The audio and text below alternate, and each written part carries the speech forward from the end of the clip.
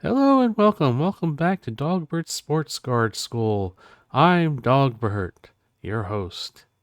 And today we're going to be looking at WWE cards, not wrestling cards. We're going to call it WWE cards. Sorry, AEW fans, you're a niche upon a niche. And there's just not that big of a market for AEW cards, although a small market does exist. I do not deal in that, so therefore I will talk about the most popular market, and that is by far WWE when it comes to wrestling. So, when we talk about wrestling cards, you get to know, of course, first, right now they are currently made by Panini. They will be made by Panini in 2024, 2025, but come 2026, they will be turned over to Fanatics Tops, and they will be once again producing those cards. So, some things that have held wrestling cards in the back is back when Tops did have it back before 2022, I think it was, when Panini first got the license. Tops really didn't make very good cards. So a lot of those old cards are they're worth money, but they just weren't that popular because of that. Panini has really turned things around as far as wrestling cards. They make very nice looking cards. They're really giving us what we want. There was a problem though, that reason why you're seeing like 2023 sets come out in June of all things of 2024. There was a big lawsuit, essentially WWE being owned by the same company that owns UFC. They wanted to give the rights back to Topps before the deal with Panini ran out. There was a big court battle. There was an injunction which stopped Panini from making new wrestling cards for a few months. And we finally got our sets back. I think it was end of February when we got the Don Russ set. And we're getting those few sets out that we are supposed to have gotten for 2023, and we'll be soon getting 2024. Prism will be the first set. It's supposed to be released end of June. Now, of all this said, if you are a wrestling fan, this might be the easiest cards to get into and start with. The reason why I say that is that there's not as much competition in here.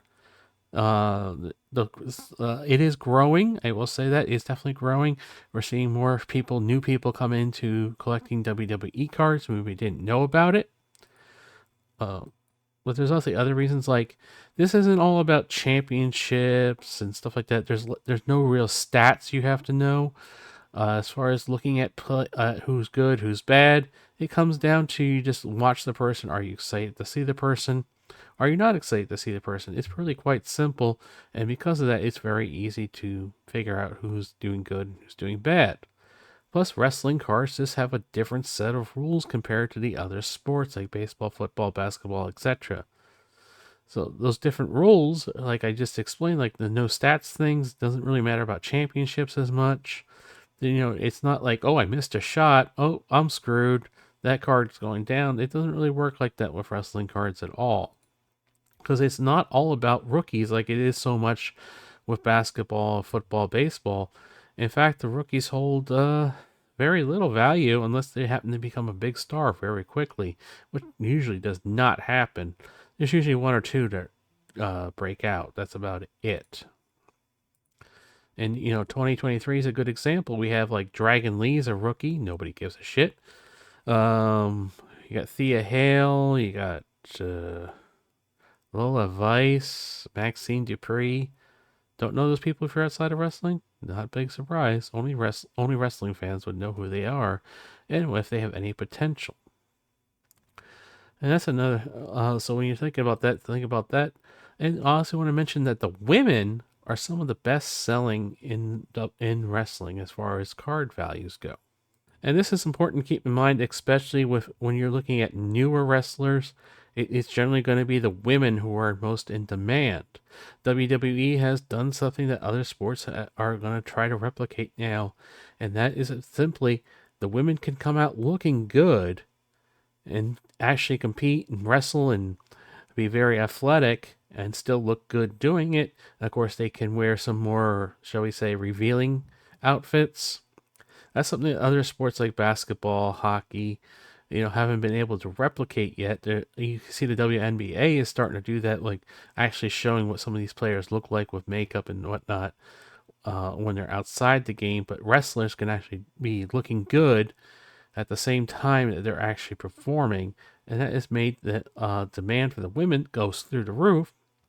And the women are actually quite skilled when it comes to wrestling. I know there's a lot of times I'd much rather see the women's matches than the men, because the men have become more of just a brawl, very boring, whereas the women are very athletic. They're bouncing all around the ring. It's very exciting to watch. Never mind that they can be quite nice on the eyes. Simply put, sex sells. And legends still command a premium. This is something you see with football and baseball, all that. Sometimes they'll make, even basketball, they'll make like an older guy like Larry Bird for basketball, or Shaq or something. Or in football, old like Joe Montana, whatever. And these are old legend Hall of Famers, and they're putting out new cards, even though the guys are not playing. Well, what happens is, essentially, those cards aren't worth a whole lot. They don't command a premium. Even their autographs aren't worth a whole lot. But in wrestling, true legends, people who have changed the scope of wrestling, they can put out new cards and they are still in demand, because you got to remember, these wrestlers have 20, 30 year plus careers sometimes. They're still out there, they're still talking, even if they have passed away. If they were a very popular wrestler within probably the last 40 years, they're going to still command a premium.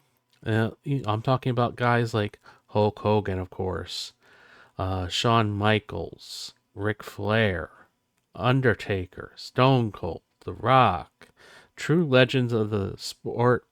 They still very much command a premium. They very much still sell. They still very much have fan bases that are big enough that the demands for their cards to still be in demand, much less if they have autographs, that's even better. And there's the other big thing I really like, if you're looking for like an ultra modern product that you actually want to hang on to that might have some value, unlike the other sports, baseball, basketball, football, etc., where they'll have like 30 or 40 or even 50 sets produced a year. A guy could have literally 1,500 different cards in 1 year. I'm not kidding. That's what Victor Wembanyama has. He has like 1,500 different cards just this year alone. I'm not. I'm not. I wish that was a joke, but it's not. But with wrestling, we only have a few sets a year. This is more like the old days, maybe more like the 90s, where we only have a few sets. I can name them: Prism, Select, Revolution was next. We have Immaculate and Empirical, I think it's called. We have Donruss Elite, and we have Chronicles. It was released at 7 sets. That is very much a very doable number, a very collectible number. It doesn't really stretch us too thin. It keeps demand up, because when a new set comes out, everybody wants those sets because there's only a few sets you can get. We don't have a whole lot of junk sets like the other, like football. Absolute was an absolute junk set. We don't have really like a paper product too much, like Top Series 1, where it's really mass produced up to like 1 million cards. 1 million per card is printed. So you have a little bit lesser print run. You have lesser sets. This makes for artificial scarcity, which increases value. And when it comes to wrestling, it's all about the autos, autos, autos. Autos are absolutely loved in wrestling. This is because, let's face it, these wrestlers, when they get a day off and they're active, they're not going around signing autographs. They're not exactly the easiest to get a hold of. You have to essentially be down in the front row if you're at an actual event, or you have to happen to run into them. But the wrestling cards with all the autographs in it, it gives you an authentic way, already authenticated autograph from your favorite wrestler. And depending on the wrestler, it could be a lot cheaper. When they actually do sign autographs, it can be quite expensive. And then on top of that, you're going to have to get it authenticated by like a JSA or somebody in order to sell it, if you really want to sell it, or if you just want to collect it. Great, that's fine too. Which cards to grade is also very simple. Not like in football and baseball, like, oh, do I grade this parallel? No. It's very simple. Is it an autograph? Okay, then you can grade it if it's a good enough wrestler that is in demand. Is it a low numbered card? Generally 99 and below. Once you go above 99, as far as copies, it gets a little bit more hairy if you should grade them. Again, more popular wrestlers will be the ones you grade. Otherwise, we don't grade. Very simple in reality. And there's also very little has been graded because, like I said, how Topps didn't make very popular cards. So, and then on top of this, this is still a growing community, growing hobby, growing collector base. There's more cards getting graded now. Starting to see more and more pop up that are graded. I know I'm grading cards, but a lot of them are still sitting out there raw. They could be a few years old and they're still out there. It's not like where they are immediately snatched up and immediately graded. They're a lot of times sitting out there ungraded. And the other part of that is because, a wrestler could take 2 or 3, 4 years before they actually hit it, become over, and become valuable enough where they could be graded. So that's the reason why. So grading is actually a great way to make money off of wrestling cards. But timing is everything. Of course, you want to be selling when a wrestler's getting a big push. You don't want them to, fizzle out like, Rusev back when he was hot. It would have been a great time to sell his cards if he had cards. I think he did. You have like people on championship runs. That's when you want to be doing that, when they're going to be headlining things, WrestleMania time, any of the big pay-per-views, SummerSlam, Survivor Series, Royal Rumble as well. Just really, generally when they're getting big push. And of course, you want to be buying if it's going to be somebody who think is going to be coming back, getting a big push if like they've just taken some time off. If they got injured, they're going to be back soon. You'd want to be buying those cards up at a lesser price because when they come back, there's going to be a big pop. Everybody gets nostalgic. Oh, they're finally back. And then they start buying the cards. That's why I say timing is everything. But in order to really all do this, you need to watch wrestling and truly gauge the fan interest because WWE will push bad wrestlers. Henceforth, Jinder Mahal having a championship. Nobody gave a shit. You need to actually watch it and truly gauge the fan interest. This is something I actually have a bit more advantage of when it comes to prospecting new wrestlers from NXT that go up to the main roster. If you're unaware, NXT is kind of a developmental territory that WWE has. The new wrestlers come up. And because I live in Florida and I'm close enough, I actually go to the NXT tapings. But on top of that, when they do live shows, they just more or less go around Florida. So I actually get to go to these live shows very cheaply, by the way. I think it's like $20 a ticket. You get like front row. Yeah, it's cheap. But I can actually really see what the fans of NXT are doing. Are they really into this character? Are they really into this wrestler? How do they really work if they're given a little bit more time? I can sometimes pick out some different wrestlers that I can see are up and coming, or no, whatever kind of push WWE is trying to do, it's not going to work. And next, I'm going to talk about some of the wrestlers I'm buying, who I think are going to be busts. So, the following is my opinion. You need to make your own decisions, though, based on what you see. I may be right. I may be wrong. Time will tell. But I will tell you based on my opinion, based on my sales data, of what I'm seeing. So, who is hot right now? Tiffany Stratton's probably the hottest of them all right now as far as card sales.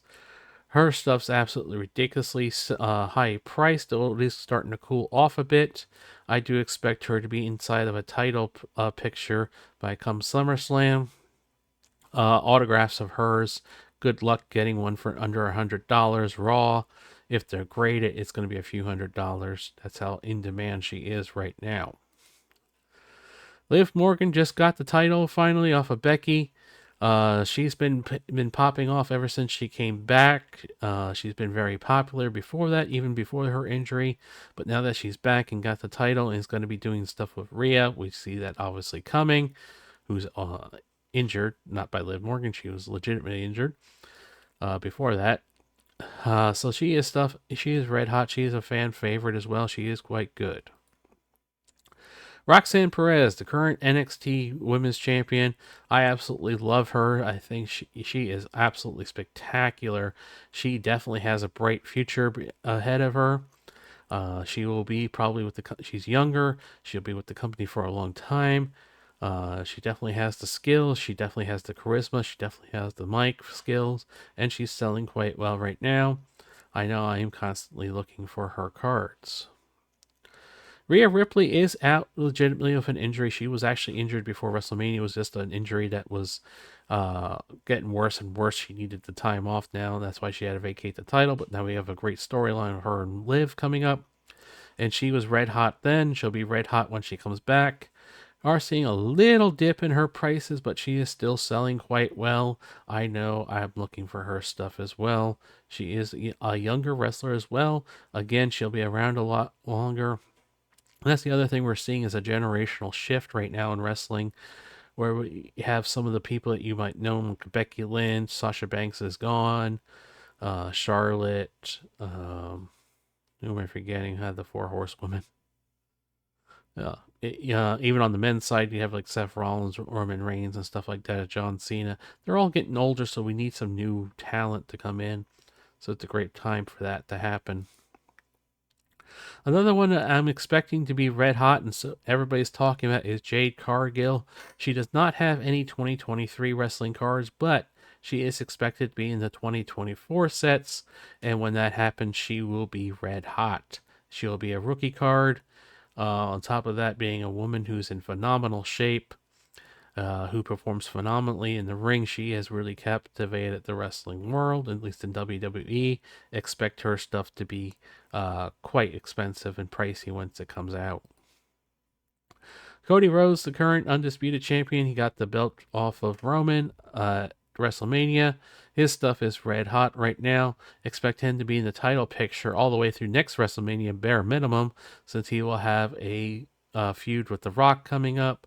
Plus, who knows when Roman's coming back? I think he's wrapping up filming in Hollywood. That's when he'll probably come back. Probably around SummerSlam. And like I just talked about Roman Reigns, his stuff is cooling off a little bit right now, but he still remains pretty hot. He's going to be considered a legend, a future Hall of Famer, so his stuff is still selling quite well. Like I did say, it's cooling off. But I expect once he comes back, there will be another pop, especially if he takes over the bloodline and refeuds with Cody, possibly even a feud with The Rock eventually. We'll see what happens there. Undertaker, all-time great. His stuff constantly sells, especially autographs. He just doesn't sign a whole lot. He doesn't need to. He's made tons of money. And when he does sign, it's going to be quite expensive to get his autograph. That's why he is such in demand. Stone Cold Steve Austin, again, another legend. Again, doesn't need to sign, made a ton of money, doesn't sign a whole lot, but still out there doing his podcast, still very much well remembered and well liked and very in demand. Shawn Michaels, another one. He's actually running NXT right now. Again, a legend, but still in demand. His autographs can definitely fetch very high prices. His base cards are a little bit less desirable, but his autographs and everything are very desirable. Again, he just doesn't sign much. He doesn't need to. Gigi Dolan, another one from NXT. Believe it or not, she sells incredibly well, despite being down at NXT and having been gone from TV. We'll talk about that a little bit more. And I'm going to put this one out here as The Fiend, just as simply as The Fiend, because there is a difference between this one and the next one, which is Bray Wyatt. Bray Wyatt by himself does sell quite well, rest in peace. He is a legend, but particularly The Fiend sells even better. For instance, a Bray Wyatt base card, $3. Same card, but him as The Fiend, $12. There's definitely a premium with The Fiend versus Bray Wyatt, and this also brings up another example of why rookie cards aren't always the most desirable, because if they get a new gimmick, you're going to want them in that new gimmick, whatever that is. This is a prime example where The Fiend is way more popular than Bray Wyatt was, even though it's the same person. But people really want The Fiend things. They really want that gimmick. I mean, look at Alexa Bliss. She's another one. Would you want her in her original fairy gimmick? No. No, Alexa Bliss collector would collect that card, but most people who are mainstream would want more newer Alexa Bliss cards, not necessarily her rookie card. That's a good example. And of course, Hulk Hogan, he still sells well. His autographs still sell well too, despite him having a ton of things out there. He's just so popular over time. So many years he's been doing it. Yeah, he just keeps on selling. Not much you can do about that. Gotta get the people what they want. So who is warm? These are people not quite hot, but they still sell okay. Might take a little bit longer. Zelina Vega, believe it or not, she is quite popular, unpopular enough with a fan base she has developed and can get her cards sold. Alexa Bliss, she's been out for a while, so she moved down into the warm category. She used to be hot, but once she comes back, I expect her to move back into the hot category. She's kind of getting forgotten about right now, but there's still quite a few collectors out there of hers. Charlotte Flair's another one. She's been out with the injury. Now she landed a Hollywood movie role. We'll see when she comes back. But once she comes back, I expect her to warm up to the hot category again. She was cold for a little bit, but she has recently warmed up to the warm category. I think people are getting. I think she just bottomed out finally of her prices, and people are once again getting ready for her to come back. So they're starting to buy her up.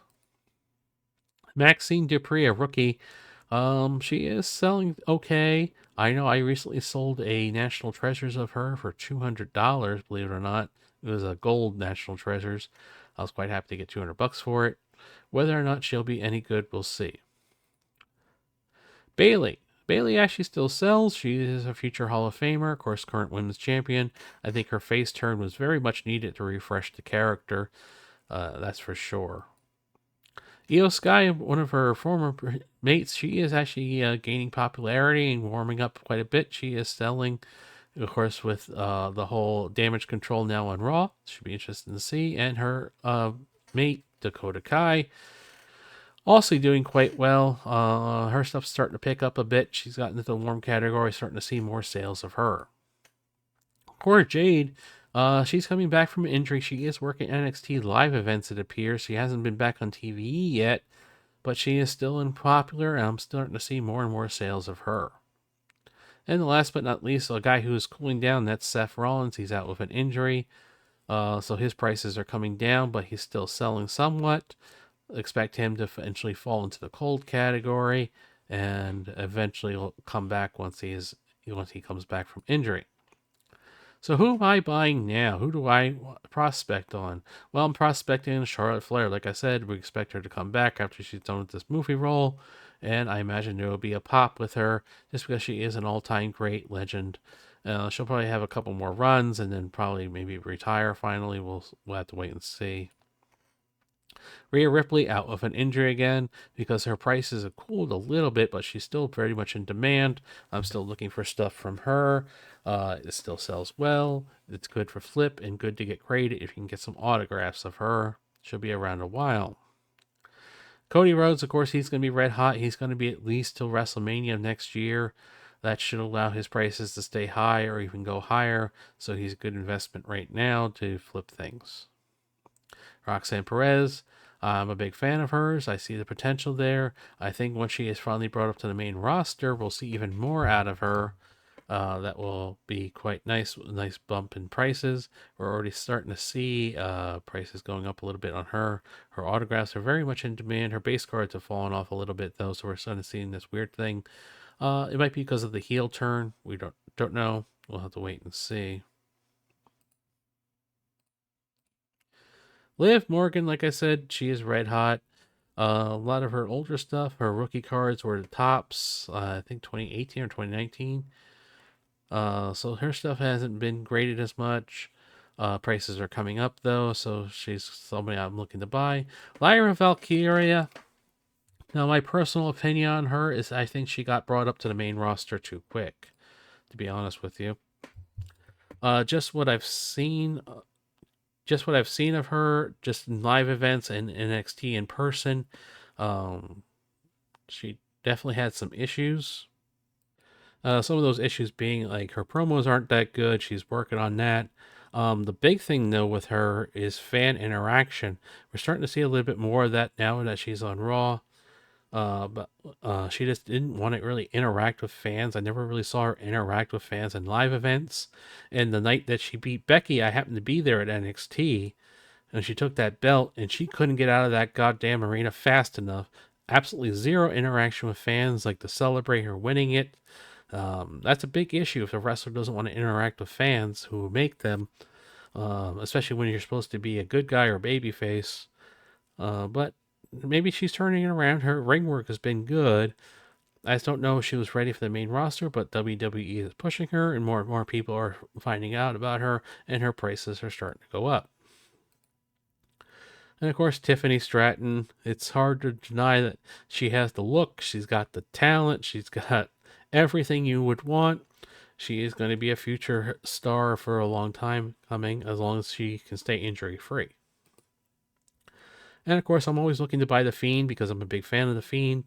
But unfortunately, like Fiend autographs, things from Bray Wyatt being autographed, obviously, we lost him, unfortunately, are going to be quite expensive. But The Fiend stuff still sells incredibly well, and I'm always looking to buy some, whether it's to flip or just to keep. So, who do I think will be a bust that's come out lately? Well, the first one up is Braun Breaker. Uh, this comes back to really something I think about the NXT Men's Championship, and that is it's a death sentence.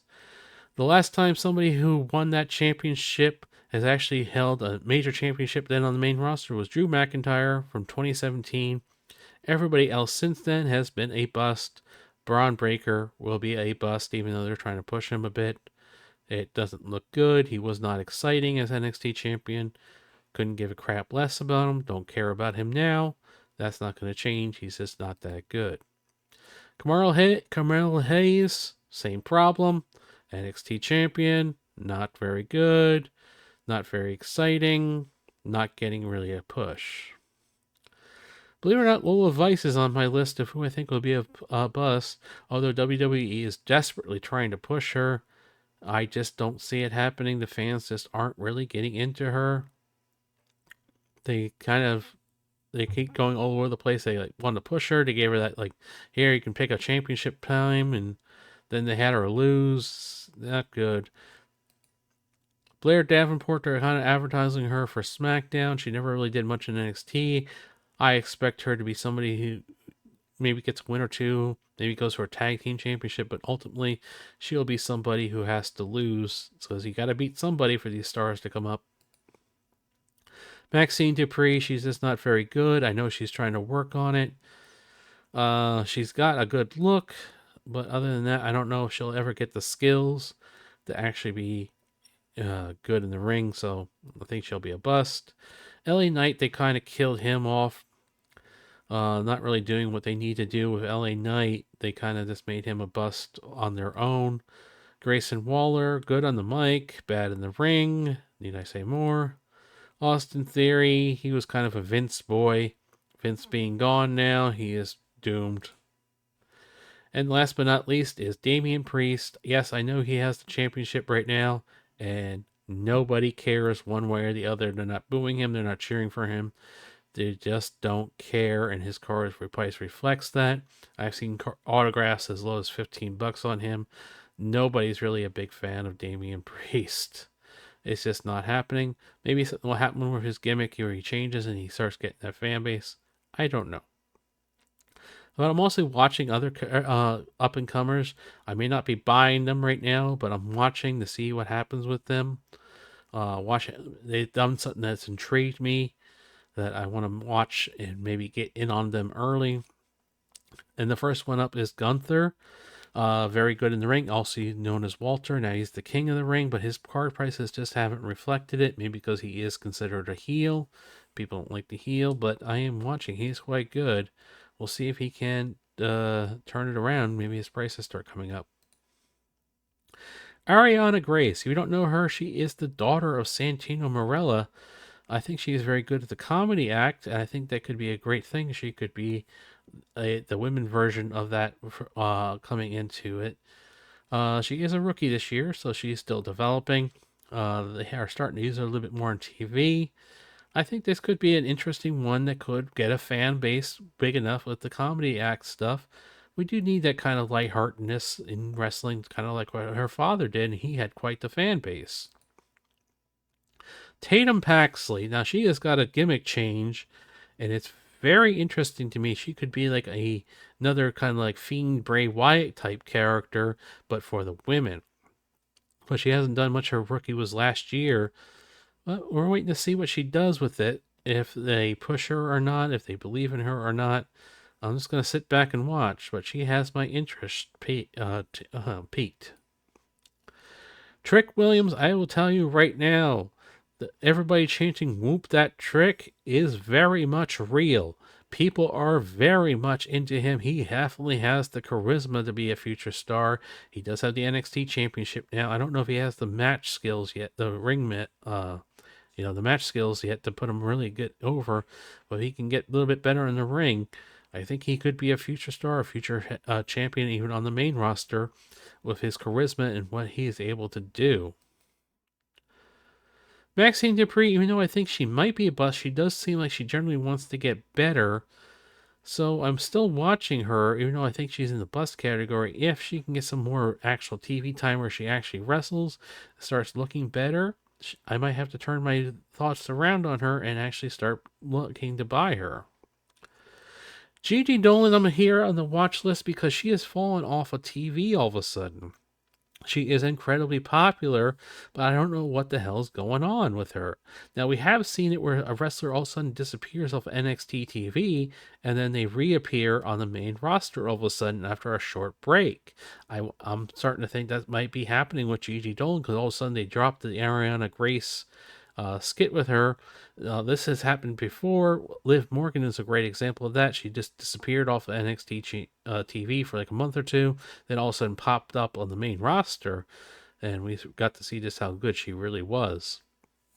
So I think that might be happening with Gigi as well, because she does definitely have a fan base. And last but not least is another one that's down in NXT, and that is Fallon Henley. I suspect that she will become the first North American Women's Champion. The heel turn, I think, was kind of needed. Let's see how she does as a heel. She's been over as a babyface, though. She definitely has been simmering up. I've been seeing it with the NXT crowd has been getting more and more behind Fallon. We're seeing more and more better work out of her now that she broke off from Brooks and Jensen. Or Jensen and Brooks, whatever the hell their name was. Only the ones left. But now that she's actually kind of broken out on her own, now that she's becoming more of a heel, she's looking very intriguing. It'll be interesting to see what happens with her. Not quite ready to start buying her stuff up yet, but I definitely want to watch out for her. So that does it for my WWE video. Tell me what you think. Are you into collecting WWE or not? Do you think I'm on with my picks? Who I think is hot, what I think is going to happen? Well, I'm going to find out myself with money. That's for sure. And look for a WWE 2023 Chronicles video coming out soon. I have a bunch of it on order. It should be here soon. I'll review that set with you. Until next time, everybody.